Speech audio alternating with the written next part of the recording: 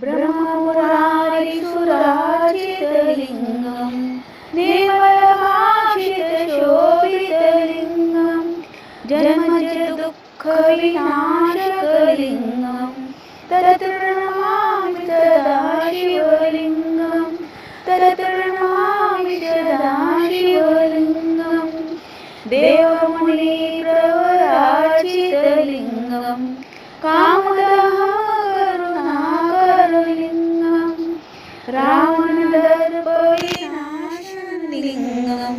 तत्प्रणमामि सदा शिवलिङ्गं तत्प्रणमामि सदा शिवलिङ्गं सर्वसुगन्धिलेपितलिङ्गं बुद्धिवर्धनकारणलिङ्गं सिद्धसुरासुरवन्दितलिङ्गं तत्प्रणमामि सदा शिवलिङ्गं तत्प्रणमामि सदा शिवलिङ्गं कनकमहामणिभूषितलिङ्गं मणिपतिवेष्टितशोभितलिङ्गं यक्षसुयज्ञविनाशनलिङ्गं तत्प्रणमामि सदा शिवलिङ्गं तत्प्रणमामि सदा शिवलिङ्गं कुङ्कुमचन्दनलेपितलिङ्गं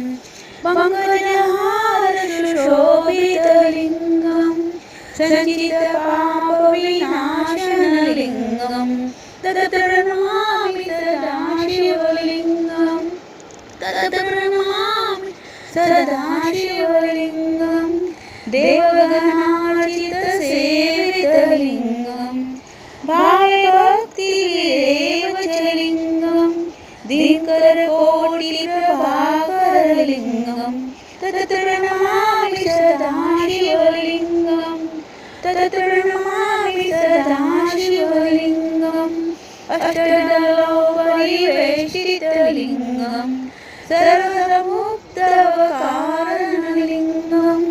अष्टदरिद्रविनाशितलिङ्गं तत्प्रणमामि सदा शिवलिङ्गं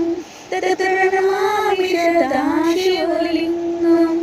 सुरगुरुसुरवरपूजितलिङ्गं सुरवनपुष्पसदार्चितलिङ्गं